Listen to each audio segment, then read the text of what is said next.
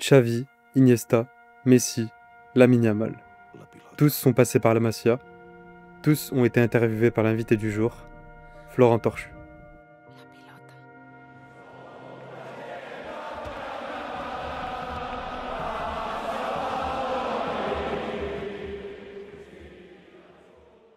Bonjour Florent, tu es journaliste pour l'équipe, France Football et le magazine Le Temps. Tu es spécialisé dans le foot, notamment la zone Am Sud et le foot espagnol. Sur ta bio Twitter, il est marqué que tu es le dernier à avoir interviewé Maradona. Tu peux nous en dire plus sur ces fameuses 12 minutes d'interview? Ouais, déjà merci Ali pour l'invitation et ça a été une grande aventure parce que je suis parti m'installer en Argentine en 2009 et à partir de ce moment-là, j'ai essayé d'avoir Diego Maradona qui, les gens s'en souviennent peut-être, il était sélectionneur à cette époque-là. C'était un an avant la Coupe du Monde. Et je suis passé par des tonnes de gens différents qui gravitaient autour de lui, des proches, des gens dans le foot, des anciens coéquipiers. Voilà, ça a été vraiment très très compliqué. Et pendant 11 ans, on va dire, j'ai essayé d'avoir Maradona en interview. Alors on m'a demandé toutes sortes de choses, de l'argent évidemment, et puis des demandes parfois assez farfelues. Et en fait, en 2020, avec France Football, on a fait un numéro spécial pour ses 60 ans, en octobre 2020. Et à ce moment-là, il était séparé d'une de ses multiples épouses, mais elle venait de temps en temps chez lui, et j'avais cette information-là. Du coup, j'ai eu accès à cette personne, et puis elle m'a aidé à caler un rendez-vous avec lui, mais en fait, pendant 10 jours, c'était après le Covid, mais j'ai passé 10 jours chez moi, enfermé, à attendre qu'elle me donne le OK. Et au final, au bout du 10e ou 11e jour, elle me dit, c'est bon, il est là, il est prêt, il est OK. Et elle m'a appelé dans la minute, et je me suis retrouvé connecté avec Maradona, bon, après, j'ai pas raconté tous les détails, mais ça a été vraiment une quête très compliquée avec des heures et des heures de messages, de coups de fil, d'aller à des endroits où on m'avait dit d'aller quand j'étais encore en Argentine, et au final, ça aboutissait à rien. Et là, un beau jour d'octobre 2020, j'ai eu cette connexion avec lui. On était post-Covid, donc il n'y avait pas la possibilité de voyager, c'était encore un peu compliqué. Et j'ai eu 12 minutes d'interview. J'étais assez surpris parce que voilà, les gens vont se souvenir, mais il est décédé seulement un mois après. Et il était quand même relativement lucide, même s'il avait parfois un peu de mal à s'exprimer. Il bégayait un peu, il cherchait ses mots, etc. Mais il était lucide sur le fond. Et m'a raconté plein de belles choses sur sa carrière, sur le bonheur d'avoir donné justement du bonheur aux Argentins, que c'était un petit peu finalement son plus beau trophée, c'était d'avoir rendu les gens heureux avec un ballon, parce que voilà, ceux qui l'ont vu jouer, que ce soit à la télé ou dans un stade, c'est extraordinaire ce qu'il faisait avec un ballon. Et d'avoir transmis ça aux Argentins, qui on sait voilà est un pays, un peuple qui est pas toujours gâté par les événements, que ce soit politique, économique, etc.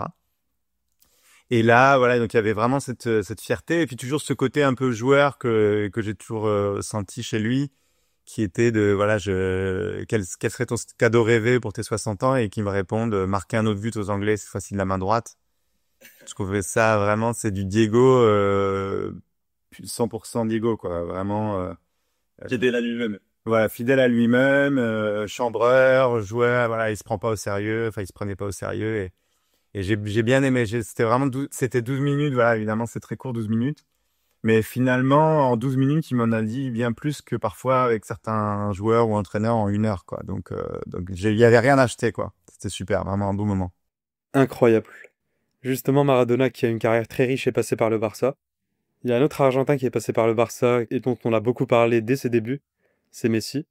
Et quelque part, Messi, il y a une école qui dit que Messi a obtenu à la Masia ce qui a fait la différence au niveau de sa carrière par rapport à Maradona, c'est-à-dire la rigueur qui lui a permis de rester au top aussi longtemps. Qu'est-ce que tu penses de ce cadre dont a bénéficié Messi et qui a peut-être fait la différence par rapport à son idole de toujours? Bah moi, oui, mon avis là-dessus évidemment, c'est que la Masia t'apporte une structure, une discipline, que ce soit sur plein de choses, sur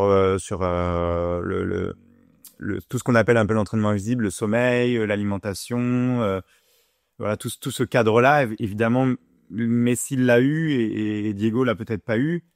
J'ajouterais aussi que la différence fondamentale, c'est que Maradona, il vient vraiment d'une famille très pauvre.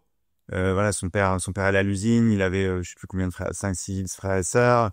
Il avait pas toujours à manger, le soir, sur la table. Il mangeait des soupes, il buvait du maté, etc. Donc c'était une vie très très difficile. Donc il vient vraiment de tout en bas, Maradona, d'un bidonville. Alors que Messi, lui, son père travaillait aussi dans une usine, mais il vient d'une famille classe moyenne, on va dire, famille ouvrière mais classe moyenne. Voilà, il allait tous les jours à l'école, il avait tous les jours de quoi manger sur la table. Donc déjà, il vient d'un milieu un peu plus stable, on va dire, plus structuré. Donc ça a évidemment joué aussi. Après, ils viennent tous les deux de l'école du Potrero, qui est le terrain vague. Donc là-dessus, évidemment, il y a beaucoup de similitudes. Tous les deux gauchers, voilà. Enfin, on les a déjà beaucoup comparés. Ils ont mis des buts qui se ressemblent pas mal. Et après, évidemment, le fait d'arriver pour Messi à 13 ans à la Masia, ça a forcément joué parce que, comme je disais au début, il avait des horaires, il suivait des cours, il avait des horaires d'entraînement très précis. Et puis après, il y a tout ce qu'on apprend à la Masia. C'était un joueur extraordinaire, balle au pied.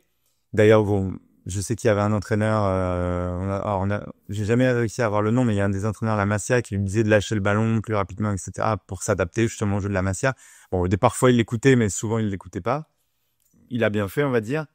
Mais par contre, effectivement, dans le jeu en triangle, dans cette manière, cette vision du jeu qu'avaient par exemple des joueurs comme Xavi, Iniesta aussi, je pense que ça lui a apporté en fait tout ce qu'il avait comme talent pur, comme Maradona. Il a pu y ajouter des skills que t'apporte la Masia, donc sur le jeu en triangle, d'enchaîner les passes, la possession, etc. Le jeu de position, et puis la vision du jeu, quoi. Tout ça, il a pu ajouter ça. Et c'est vrai que la combinaison des deux donne le joueur extraordinaire qu'on connaît. Et après, la longévité, je pense qu'elle est liée effectivement à ce que tu disais sur la discipline, voilà, sur tout ce dont on parlait, le sommeil, etc. Que c'est en fait, souvent les gens l'opposent à Cristiano Ronaldo, mais finalement, il a quand même une hygiène de vie qui est pas si éloignée de celle de Cristiano Ronaldo, où Je suis d'accord. ouais, il y a beaucoup de choses qui sont consacrées quand même à la performance et au football, quoi. Et d'ailleurs, la Masia à l'époque de Maradona, ça ressemblait à quoi? Parce que en fait, si ça n'existait pas, bah logiquement, ils auraient pas pu accueillir Maradona comme ils l'ont fait avec Messi. Est-ce que ce genre d'académie qui formait les joueurs de l'étranger existait déjà à l'époque? Alors, il me semble que, je veux pas dire de bêtises, mais il me semble que c'est vraiment Cruyff qui impulse la Masia telle qu'on la connaît aujourd'hui, avec des joueurs qui restent dormir, donc une espèce de pension. Parce que voilà, il y a des joueurs effectivement qui viennent autour de Barcelone, mais par exemple un joueur comme Iniesta, qui vient de Fuenterrabía à côté d'Albacete, il est venu vivre à la Masia. Voilà, il raconte d'ailleurs qu'il a beaucoup pleuré pendant le voyage et la première nuit qu'il a passé là-bas. Un joueur comme Messi qui vient d'Argentine, c'est pareil, il aurait pas pu arriver au Barça si jeune. Donc c'est vraiment lui qui a structuré la Masia et qui a créé cette école vraiment qu'on connaît aujourd'hui, où sont passés après les Guardiola, les Xavi, les Iniesta, les Puyol, etc. Mais non, Maradona, ouais, il a été recruté comme une star à l'époque, comme ça se faisait. On prenait des joueurs sud-américains comme ça. D'ailleurs, la petite histoire, c'est Minguella qui a fait venir Stoichkov, Romario, etc. Maradona, il l'a repéré lors d'un match. Il est allé voir un Independiente contre une autre équipe. Normalement, à la base, il est allé voir un joueur de l'autre équipe et finalement, il a vu Maradona qui lui a tapé dans l'œil et il a convaincu le président Núñez de le ramener, quoi. Donc voilà, c'est une autre époque, vraiment. Comme tu l'as dit, c'est un peu Cruyff qui a lancé l'idée de la Masia au début des années 80, avec notamment Guardiola qui a été l'un des premiers talents issus de la Masia, qui a fait son apparition en équipe première. Est-ce que tu as en tête cette période précise où il y avait une multitude de talents qui émergeaient de la Masia, qui faisaient leur début en équipe première? Est-ce qu'ils étaient quelque part intimidés? Est-ce que les supporters étaient réticents? Comment s'est fait leur intégration dans le monde professionnel? Non, c'est sûr, il y a, voilà, là, t'as cité tous ceux qu'on connaît qui ont fait la grande équipe du Barça, notamment après avec Rijkaard et Guardiola. Mais il y en a beaucoup que j'ai rencontrés pour des reportages justement pour parler de Xavi, pour parler d'Iniesta, pour parler de Piqué ou de Messi. On en rencontre beaucoup qui ont pas passé le filtre. Donc ça aussi, il faut rappeler que évidemment c'est une école hyper riche qui a sorti énormément de talents, mais il y en a aussi beaucoup qui sont restés sur le bord de la route. En fait, faut rappeler que la Masia, ça vient de en réalité, faut associer les deux. Faut associer le tiki-taka, enfin ce jeu à la Cruyff avec la Masia, ça va ensemble. En réalité, ça vient de Rinus Michel, qui était l'entraîneur du Barça à la fin des années 70, qui a fait venir d'ailleurs Johan Cruyff au Barça. Il y avait à l'époque déjà le président José Luis Núñez, qui avait déjà aussi été convaincu par Rinus Michel de faire cette école. Et voilà, la Masia, ça vient déjà à la fin des années 70, début des années 80. Il y a déjà cet esprit du jeu à la Cruyff et de créer une école qui suit un peu ses préceptes. À l'époque, évidemment, c'était un peu difficile d'avoir des joueurs qui sortaient de là, mais on avait quand même, par exemple, dans la Dream Team, on avait Baquero, même s'il est basque, mais c'est un joueur qui vient de cette école-là. Berigi Stein, qui est aujourd'hui directeur sportif à Manchester City. Il y avait des joueurs quand même qui venaient de cette école. Et après, on a eu voilà la génération qu'on connaît. Mais Xavi, par exemple, que j'ai rencontré il y a un mois à peine, qui est dans France Football ce mois-ci, expliquait que lui, Puyol, d'autres joueurs qui étaient montés en équipe première étaient mêlés à cette époque-là beaucoup aussi avec des talents de l'extérieur, voilà, comme Luis Enrique. Il y avait aussi Figo, il y avait les Rivaldo, voilà, il y a beaucoup de Brésiliens. Et qu'au début, ils regardaient un peu ces joueurs-là avec des grands yeux en disant, ah ouais, il y a des stars, et nous, voilà, on vient, entre guillemets, c'est pas comme ça qu'ils le disaient, mais on vient un peu boucher les trous. Et petit à petit, j'ai l'impression que dans les années 2000, on va dire, ils ont pris le pouvoir et qu'il y a eu une prise de conscience et une prise de confiance aussi, qu'ils étaient capables d'être au niveau de ces joueurs-là. Ce que dit Xavi dans l'interview que j'ai faite, c'est qu'au début, quand les Lampard, les Pirlo, ces mecs-là venaient, les Ballack, etc., venaient jouer au Camp Nou, ils étaient un peu impressionnés, ou quand eux allaient jouer dans leur stade, ils étaient impressionnés. Et que quand ils ont commencé à gagner des choses avec Rijkaard et Guardiola, ou même avec la sélection, mais ils s'est dit, en fait, on est capable de faire les mêmes choses, quoi. Et au début, effectivement, il y avait un peu ce truc-là de la taille, ouais, mais nous, on vient de la Masia, on n'est pas des stars. Et en fait, il a commencé à se dire, mais attends, mais ces mecs-là, ils viennent aussi d'autres écoles et avant d'être des stars, ils ont été aussi formés. Donc il y a eu un basculement à l'époque, je pense à peu près de Rijkaard, on va dire, où il commence à gagner des choses et à gagner la deuxième Ligue des Champions et à gagner des Ligas et à se dire finalement on est au niveau de ces mecs-là et on peut performer, et on peut gagner des titres en club avec le Barça ou en sélection. Et il y a vraiment eu un déclic, et à partir de ce moment-là, c'est l'explosion de la Masia. Et en fait, ils ont ouvert évidemment les portes à la génération dont on va parler après, qui est actuellement en train de s'imposer au Barça. Et finalement, maintenant, c'est devenu monnaie courante d'avoir des joueurs de la Masia qui composent l'équipe première. Alors, il y a quand même eu une période de vide que j'ai constatée en tant que supporter du Barça. Disons qu'il y a eu la période entre 2006 et 2015 où vraiment la Masia a aidé le Barça à rouler sur l'Europe. Mais ensuite, avec le passage de Bartomeu, il y avait une petite crise, ou alors une grosse crise vraiment, où le dernier talent en date, c'était quelque part Messi. Et c'était justement Messi qui permettait au Barça de remporter Liga sur Liga, Et donc voilà, cette période de sécheresse de la Masia un peu coïncide avec les mauvaises performances du Barça à l'échelle européenne. Alors j'ai une question, qu'est-ce qui a mal fonctionné à cette période disons, entre 2015 et 2022, tout récemment? Pourquoi la Masia a arrêté de produire des talents? Il y a plusieurs raisons. Pour en avoir parlé avec des professionnels, des gens qui travaillaient à la Masia ou qui avaient travaillé à la Masia, notamment des entraîneurs, il y avait une raison tout simplement de génération. Il y avait pas des joueurs aussi talentueux, et ça arrive. Rafinha me disait, ça arrive aussi en sélection. Au Brésil, c'est arrivé. Voilà, ces dernières années, le Brésil était moins fort. Il y avait moins de bons joueurs. C'est arrivé aussi au Barça. Peut-être que les recrutements n'ont pas été faits aussi de la meilleure manière, puisque il y a toujours des jeunes joueurs qui peuvent éclore, mais ils ont aussi laissé filer un Xavi Simons, un Kubo, Voilà, Un- voilà, c'est ce que je voulais dire. Et aussi le mauvais choix. C'est ce que je voulais dire, c'est que peut-être, voilà, il y a des joueurs qui sont partis dans d'autres clubs et qui sont passés sous les radars et qui n'ont pas été recrutés à ce moment-là. Donc déjà, ça c'est une des premières raisons. Ils ont pas forcément repéré les meilleurs jeunes et puis où ils ont pas su les former. Après voilà, t'as cité par exemple Denis Suarez, il y en a d'autres, mais c'est des joueurs qui avaient pas le niveau, le très très haut niveau Barça, en tout cas pour faire du Barça un grand Barça.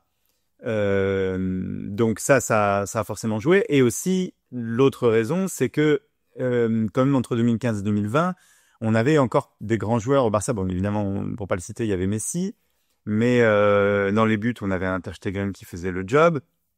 En défense, Piqué était encore là. Il y avait Jordi Alba qui était inamovible. On lui a mis des joueurs entre guillemets dans les pattes. Voilà, Lucas Digne est venu, mais voilà, il a pas réussi à prendre sa place. Après, il y a eu des jeunes aussi. Je sais que Piqué, quand il y a eu Marc Bartra qui est venu un petit peu le chatouiller, finalement le duel il a pas eu lieu puisque Piqué était encore largement au-dessus.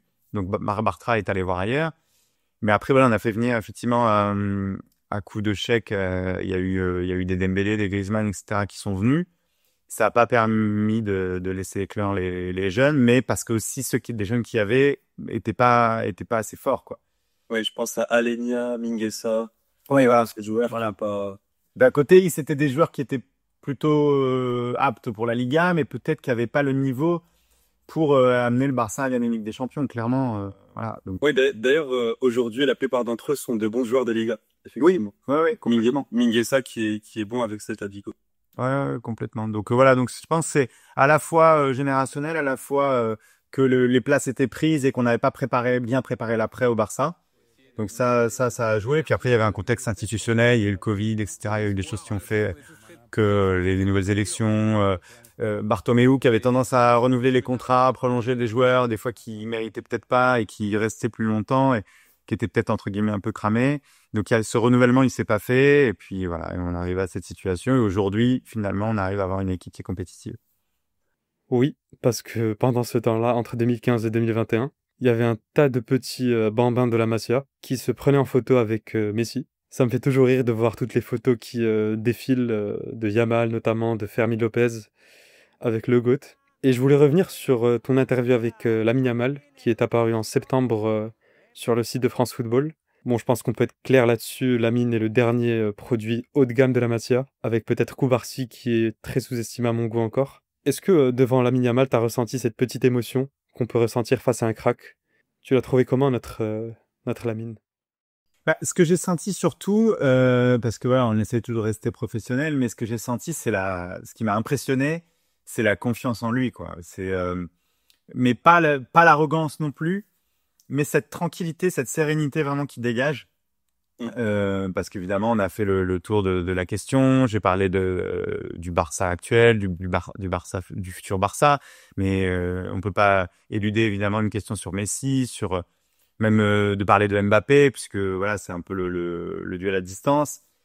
Mais lui, il le prend vraiment avec philosophie, très sereinement, et voilà, on le voit après. En fait, ça collait vraiment avec ce que après on a pu voir sur le terrain aussi, parce que c'est vraiment pour moi cette année là où c'est toujours le plus dur, c'est la confirmation. Et quand il se fait un petit peu chahuter par les supporters, parfois aussi avec des commentaires racistes, ou quand il a un match moins bon, aujourd'hui, voilà, on sait que les Madrilènes à Madrid, il est un peu critiqué parce que il marque pas de but. Voilà, on a vu cette semaine en Ligue des Champions la performance qu'il a faite encore.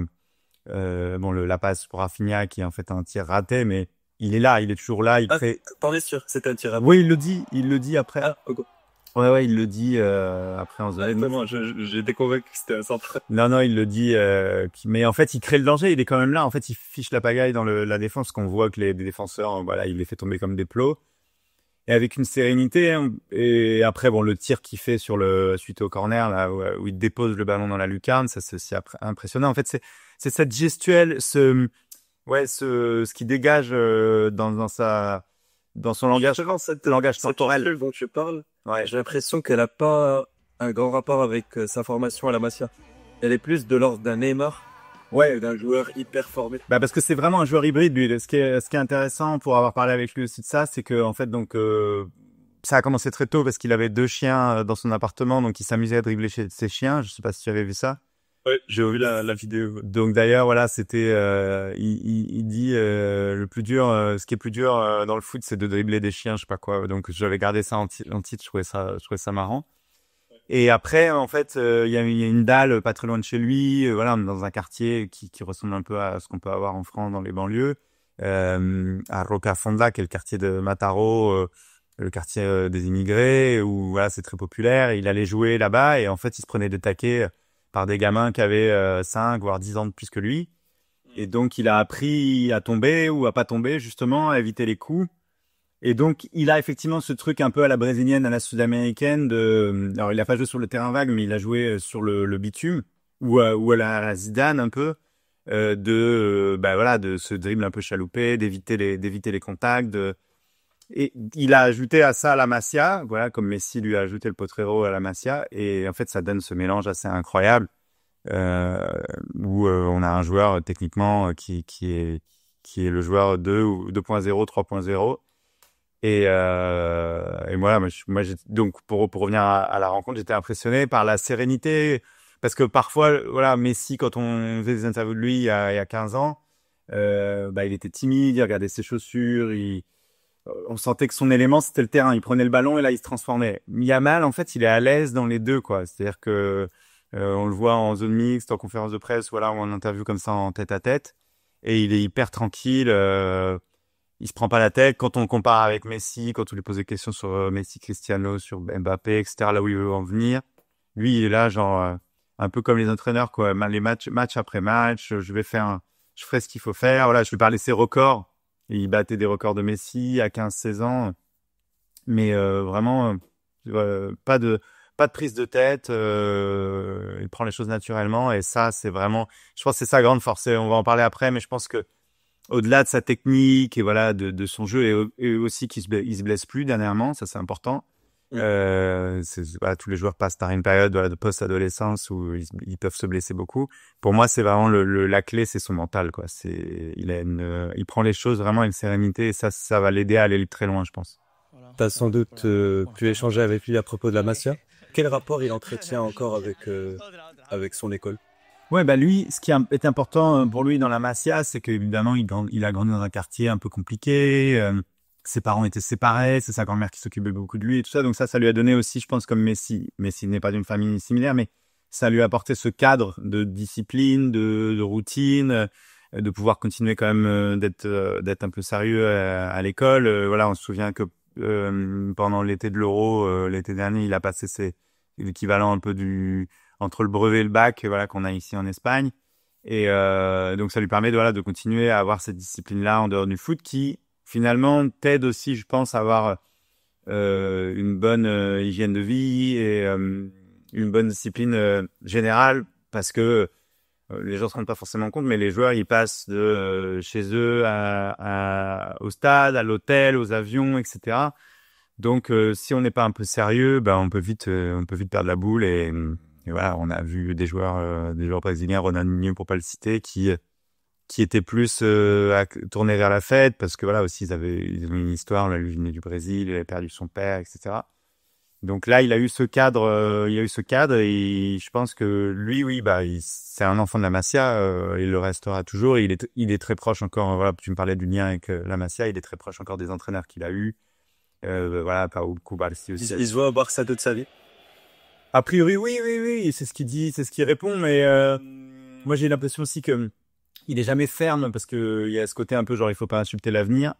Mais voilà, s'il est bien traité au Barça, je pense que pour lui, si on construit une équipe, si on maintient une équipe compétitive, il restera au Barça, évidemment. Mais c'est toujours, je pense, c'est un peu là-dessus où il laisse un petit doute, même s'il le dit pas concrètement. Mais voilà, est-ce que le club sera toujours aura toujours les mêmes ambitions, sera toujours compétitif pour aller chercher des Ligues des Champions? C'est là-dessus où lui, il veut un peu des garanties. Donc voilà, pour l'instant, il est bien. On voit que le Barça est dans le top 8, donc ça colle à son projet, à ses ambitions. Donc pour l'instant, voilà, je pense qu'il va rester les prochaines années ici. Ouais.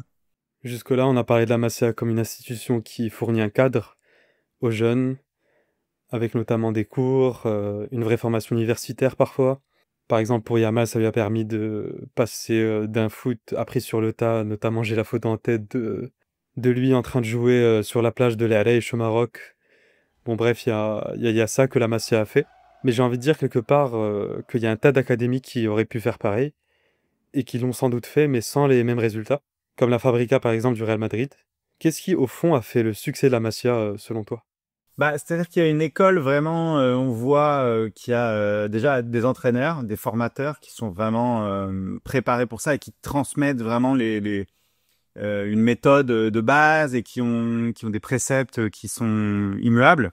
Par exemple, je pense à Fran Sanchez qui après a entraîné le Qatar et qui a gagné la Coupe d'Asie et voilà, qui a fait des belles choses avec le Qatar. Donc, qui a su transmettre aussi un peu des choses sur la technique, sur la tactique, sur des aspects de possession, de circulation de balles, etc. Là-dessus, je pense que c'est incomparable parce que c'est quelque chose qui est ancré vraiment à la Masia et qu'on t'apprend dès tout petit, quoi. Donc, par exemple, voilà, Yamal ou Cubarsí ou les joueurs qui sont actuellement à la Masia, bah, ils répètent des gammes en fait. Il y a un côté un peu, c'est un peu un conservatoire. On répète des gammes, on travaille et en fait, on n'empêche pas le talent, on brime pas le talent. Voilà, on le voit avec Yamal, il a le droit aussi ou Messi à l'époque de dribbler, de créer des choses, mais on t'apporte des choses de base comme savoir faire un 1-2, jouer en triangle, te déplacer, te positionner. Et on voit, par exemple, aussi le Cubarsí, parce que c'est vrai qu'on parle moins des défenseurs, mais par exemple Cubarsí, dans le hors-jeu qu'a mis en place Hansi Flick, dans le positionnement de la défense, etc. Il a toujours des déplacements très intelligents qui viennent compenser les déplacements de ses partenaires, qui viennent anticiper les courses des attaquants. Et en fait, tout ça, c'est des choses qu'on apprend à la Masia. Et en fait, c'est vraiment une structure. C'est un terme qui est un peu galvaudé aujourd'hui dans le foot. Ouais, c'est une famille. Mais c'est vrai que à la Masia, on fait en sorte que les joueurs se sentent dans un cocon. Il y a un dialogue permanent avec les parents, avec les familles des joueurs. On essaie de savoir là comment le joueur se sent, comment ça se passe à la maison. Parce qu'il y a une partie des joueurs, voilà, faut rappeler qu'il y a, en fait. Mais ça m'a fait rire d'ailleurs Cubarsí qui avait décidé de rester à la Masia récemment. Ouais, en fait, Je crois il veut continuer à y vivre en fait. ouais. En fait, ce qui est assez marrant, c'est que t'as une partie des joueurs, on en a parlé, voilà, comme des Iniesta qui viennent d'autres régions d'Espagne ou même Ansu Fati. Qui vont vivre à la Masia, qui est vraiment la pension, le centre de formation. En fait, on a un peu pris le terme la Masia pour tout, mais en fait, en réalité, la Masia, c'est la pension, c'est le dortoir un petit peu où il y a aussi le réfectoire et tout ça. Ça, c'est la Masia, c'est le bâtiment de la Masia. Mais par exemple, Xavi, en réalité, il a été formé à la Masia, mais il n'était pas à la Masia dans le sens où il dormait chez lui parce qu'il il venait de Terrassa. Donc voilà. Mais il y a une grosse partie de joueurs effectivement qui dorment au club, etc., et qui y vivent et qui sont dans ce rythme-là. Et t'apprends aussi à vivre avec d'autres gamins, à vivre en société.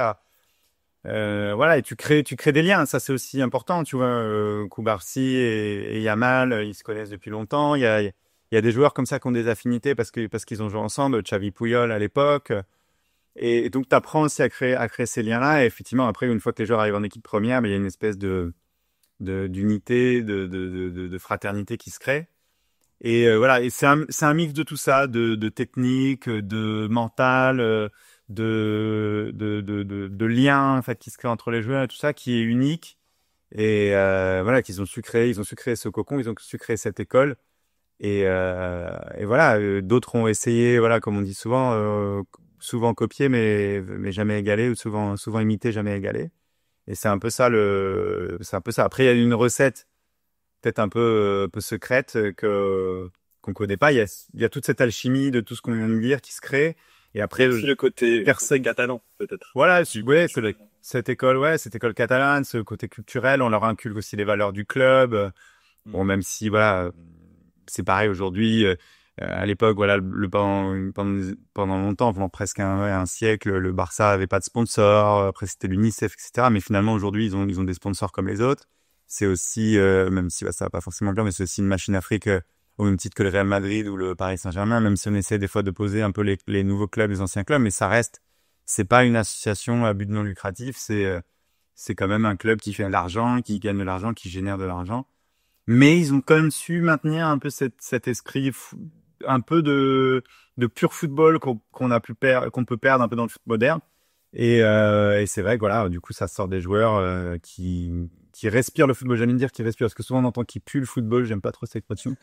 Mais c'est des joueurs qui respirent le football, qui ont ça dans le sang et qui ont su sublimer. Voilà, pour moi, Yamal ou Koubarsi, c'est vraiment le meilleur exemple. C'est des joueurs qui avaient un talent pur au départ, mais ils ont su les faire passer dans une autre dimension et surtout permettre qu'ils soient performants sur le long terme, parce que je pense que c'est des joueurs qui ont vraiment un gros présent, mais un très bel avenir aussi, parce qu'ils sont prêts mentalement à affronter des très grosses équipes et ils ont des très grosses ambitions, quoi. Parlons un peu du futur, si tu veux bien. Quels sont les cracks de la Masia à suivre pour les prochaines années? Alors justement, ouais, j'ai vu qu'il y avait beaucoup de cette question qui revenait dans les commentaires. Alors il y en a beaucoup. En fait, c'est déjà en petit préambule dire que les gens se souviennent souvent sûrement de Ilaix Moriba. Ilaix Moriba, on avait un peu perdu sa trace. Il voulait un contrat en béton. Il a été mal conseillé par son entourage. Après, il est parti, il me semble, dans un des clubs de Red Bull à Leipzig. Après, il a fait un petit peu à Valencia, à Getafe. Et là, aujourd'hui, il est à Celta Vigo.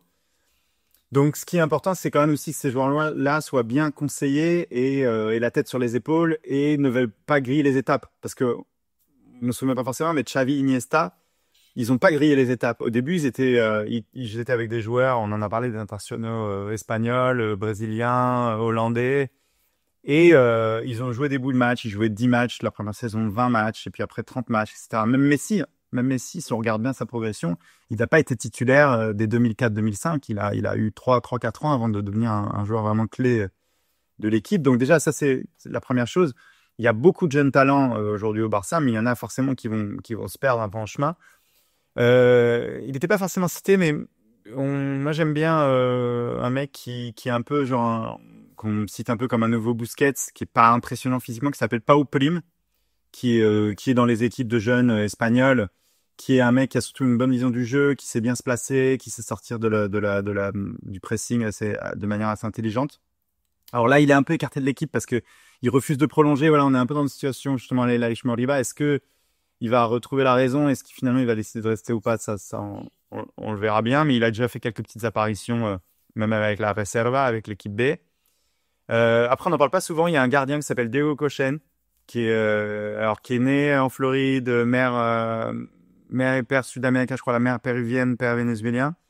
Voilà, il y a Ter Stegen, il y a Chesney, etc. Mais souvent le Barça n'a pas forcément préparé l'avenir du côté des gardiens, et donc il y a ce gardien qui est plutôt intéressant. Alors il y en a, je vais encore en citer 3-4. Il y a Kim Junient aussi, qui est un intérieur, ce qu'ils appellent au milieu de terrain, voilà.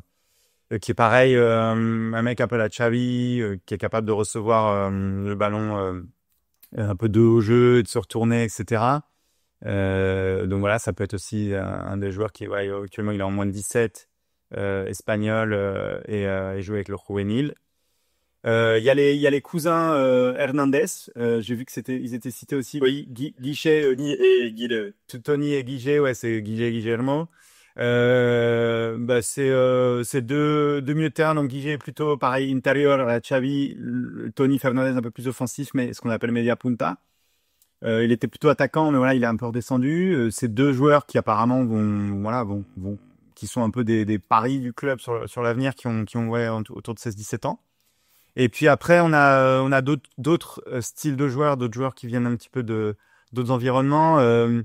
Alors, je crois qu'il y a le Malien Ibrahim Diarra, qui est un gamin assez dynamique, qui vient d'une académie du Mali, qui a pas encore 18 ans et qui pourrait être aussi un des bons joueurs d'avenir. Voilà. En fait, c'est très rare les joueurs issus d'un Masia non espagnol, à part Messi. Ouais, mais on y arrive petit à petit.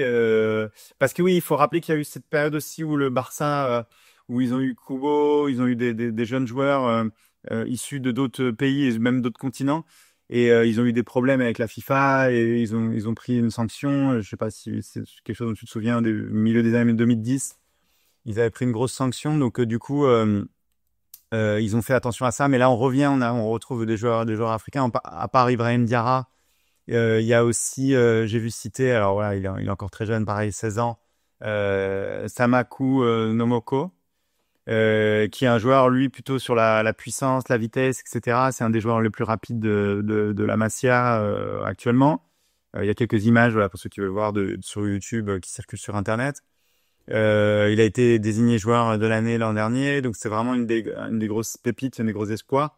Il a une très très grosse progression, il a un très gros potentiel, mais c'est pareil. Est-ce que il va confirmer? C'est vraiment, on est dans l'âge un peu charnière. Est-ce qu'il va confirmer? Est-ce que ce sera le grand joueur d'avenir? Bah ça, voilà, on va le savoir sur les 2, 3, 4 prochaines années.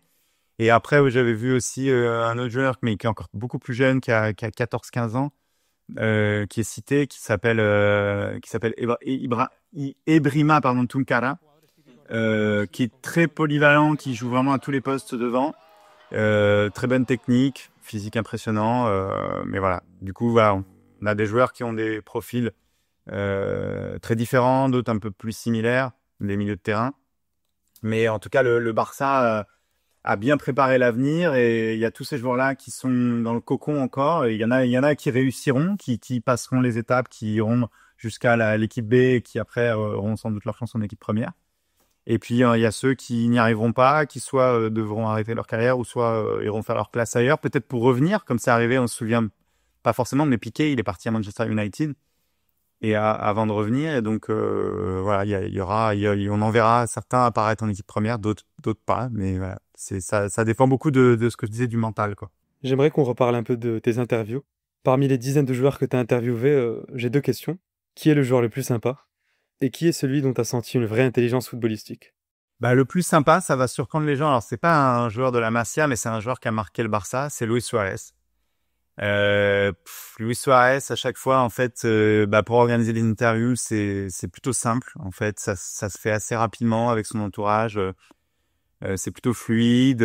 C'est oui ou c'est non, mais très vite, si c'est oui, on s'organise assez rapidement, et il est plutôt ouvert aux interviews. Bon, voilà, on n'en fait pas. Non, j'en ai pas fait 5 ans, mais j'en ai fait 2. J'en ai fait une quand il était au Barça, juste avant entre le 4-0 au Parc des Princes et la remontada. Et il a pas annulé l'interview, ce qui m'a déjà semblé être une grande marque de classe. Et on a parlé d'une possible remontada, et il y croyait. Et c'était vraiment instructif, parce que c'est vrai que quand on lisait cette interview, moi, même quand je suis sorti de cette interview, je me suis dit, c'est pas vrai, il est fou, il y croit vraiment.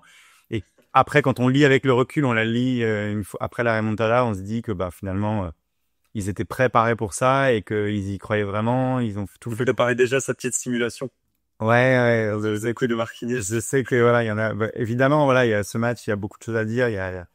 Le Barça a été avantagé, c'est clair, mais bon, quand on prend 6-1, moi je me dis toujours que bon, c'est difficile de mettre sur le dos de l'arbitrage, mais donc voilà, donc ça c'était vraiment une rencontre qui m'a marqué. Après, quand je l'ai refait à l'Atlético Madrid, c'était un peu l'année de la revanche pour lui, parce il a été parti un peu quand même malpropre du Barça, et Koeman ne voulait pas de lui, et finalement il a fait une très grosse saison à l'Atlético, il a gagné le titre avec l'Atlético, donc ça c'était assez beau.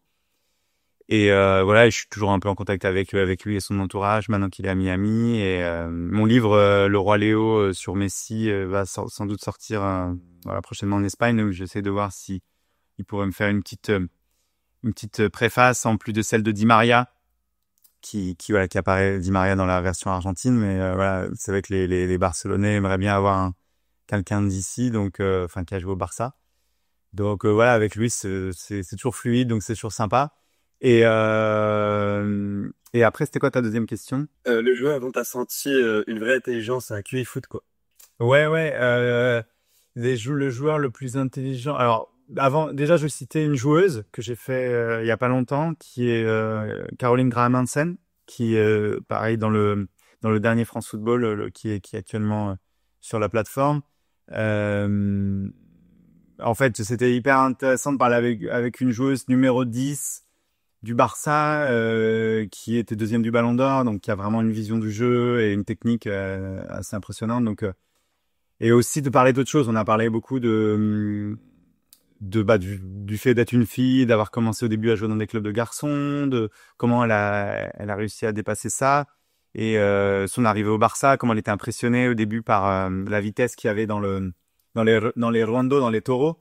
mais que finalement elle était impressionnée, mais d'un autre côté elle se dit ah enfin j'ai des joueuses de mon niveau technique, parce que elle a joué voilà à Wolfsburg qui était une belle équipe, mais elle avait vraiment l'impression d'avoir passé un cap ici, et elle s'est dit quand je suis arrivé au Barça, je me suis dit waouh, c'est une mine d'or qu'on n'a pas encore découvert, et on va faire des grandes choses, et voilà maintenant elle est triple vainqueuse de la Ligue des Champions, et non c'est vraiment une super joueuse, très intelligente sur et en dehors du terrain, donc ça j'ai bien aimé, mais en termes de joueurs, bah Xavi, la discussion que j'ai eue, Xavi, c'est pas étonnant qu'ils soient entraîneurs aujourd'hui, mais la discussion, ouais, de la vision du jeu, l'école Cruyff, tout ça, c'est passionnant. En fait, on sent qu'il cherche pas ses mots, il parle très naturellement et qu'il a baigné là-dedans et que pour lui, c'est quelque chose qui est inné en même temps que. Tu le sens rebondir où après Bah, après le banc?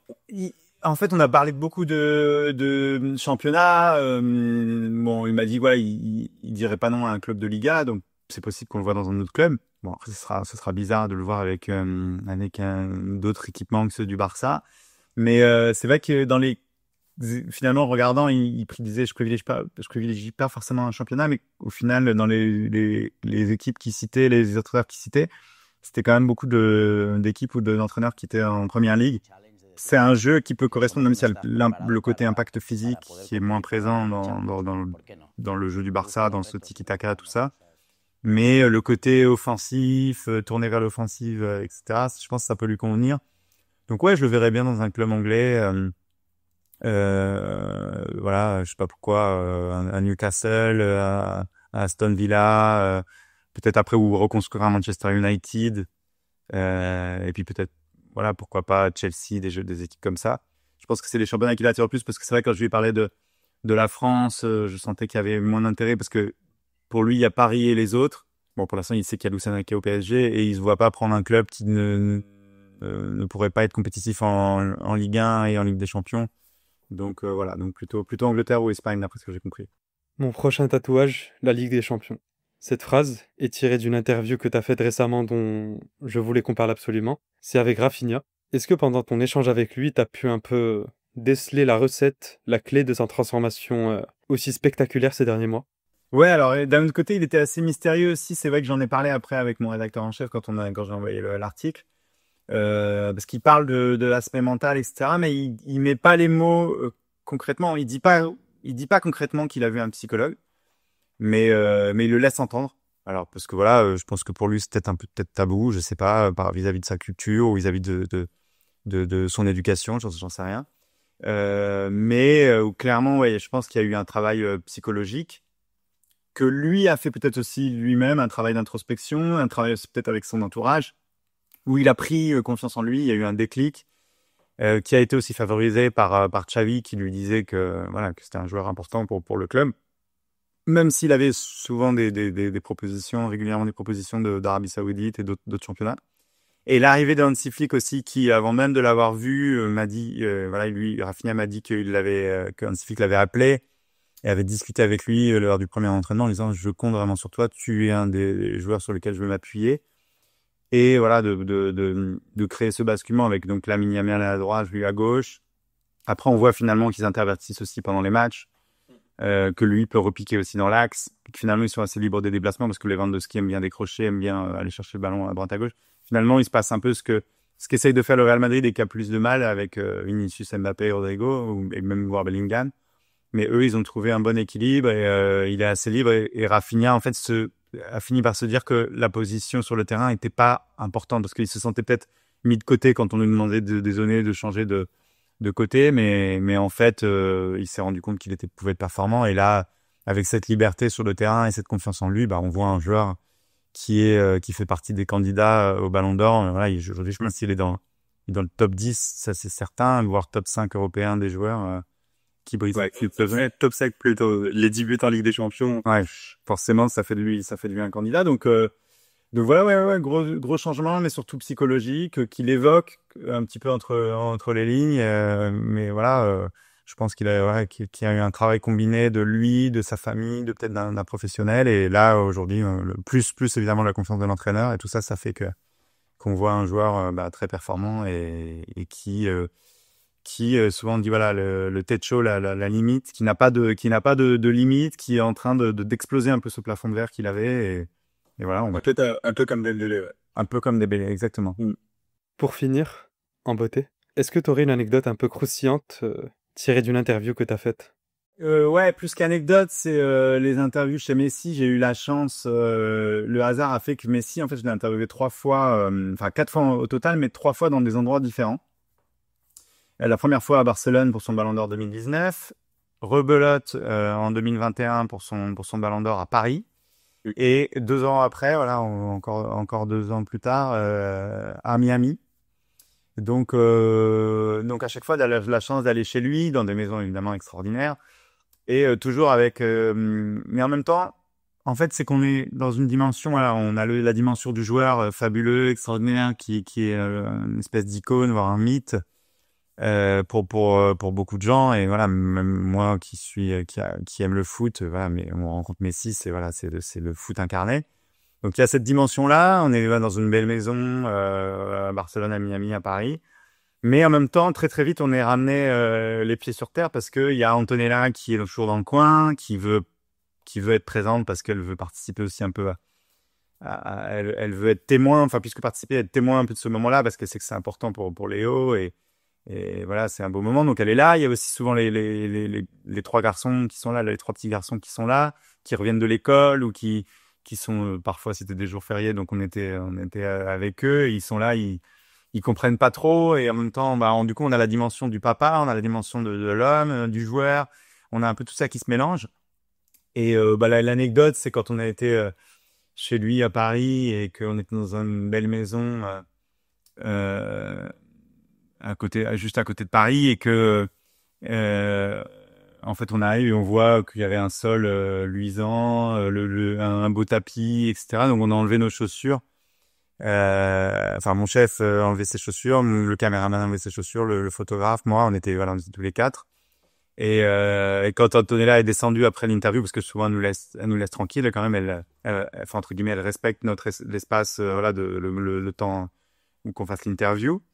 Et elle descend, et elle nous voit en chaussettes. Elle me dit, mais elle regarde, elle nous dit pas à nous, elle dit à Léo, mais pourquoi tu leur as fait enlever leurs chaussures? Voilà, enfin, parce que lui avait des chaussures toutes neuves, évidemment, parce que c'est toujours un peu côté aussi la séance photo, donc il avait des chaussures vraiment qui sortaient de la boîte. Et nous, on a dit, nous, on a voulu dire, voilà, c'est parce qu'il y avait le tapis, la maison avait l'air propre, etc. Elle a pas engueulé, mais elle l'a un petit peu reprise en disant, pourquoi il a dit, moi, j'ai rien fait, c'est eux qui ont enlevé leurs chaussures tout seuls. Voilà, donc on a assisté à une scène de ménage, le mot est un peu fort, mais une scène d'intime entre les deux. Et c'était rigolo de voir que le plus grand joueur de tous les temps avait une petite discussion comme ça avec son épouse qui lui parlait d'une chose très futile, finalement très très très banale de tous les jours. Donc nous, ça nous a fait rigoler, et c'est une anecdote que je raconte à chaque fois en Argentine, parce que ça montre vraiment la dimension humaine finalement de Messi, qui est un super joueur, mais qui voilà, finalement, il lui arrive des choses comme au commun des mortels, et voilà, et c'était rigolo. Et du coup, ça montre aussi le côté détendu qu'il y a à chaque fois qu'on va chez lui. Ça se passe très bien, on est hyper bien reçu, et c'est des beaux moments, et c'est des beaux moments d'échange, etc. Et on a l'impression, enfin en tout cas moi j'ai l'impression, moi en plus j'ai eu l'occasion de faire une photo avec lui, le Ballon d'Or, de faire partie d'un moment d'histoire. Donc voilà, il y a cette double dimension historique et un peu très humaine. Donc c'est toujours des beaux moments, quoi. Merci Florent pour cet échange. Est-ce que tu voudrais parler de ton actu, de tes prochaines interviews ou autre? Maintenant, mais déjà, merci à toi pour l'invitation. J'ai mon livre qui sort enfin en Espagne, en espagnol et en catalan. Donc ça, c'est mon actu de cette année. Pour être plus sur la France, comme je disais, donc vous pouvez retrouver mon interview avec Xavi, qui était la première depuis qu'il a quitté le club. Même la première depuis 4-5 ans, puisque quand il était au club, il donnait pas d'interview.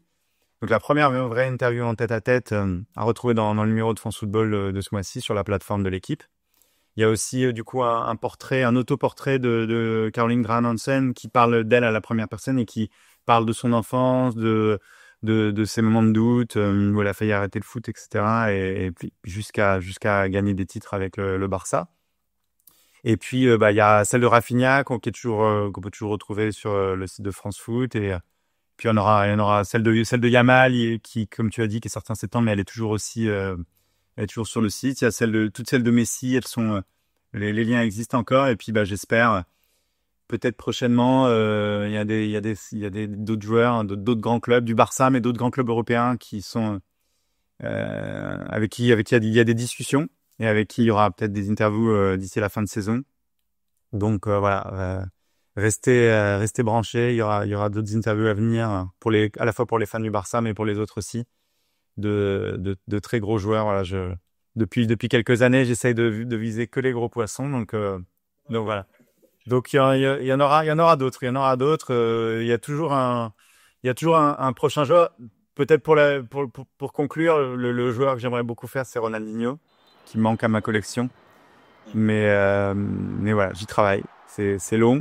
Ça fait pas aussi longtemps que Maradona, mais ça fait longtemps que j'aimerais bien le faire.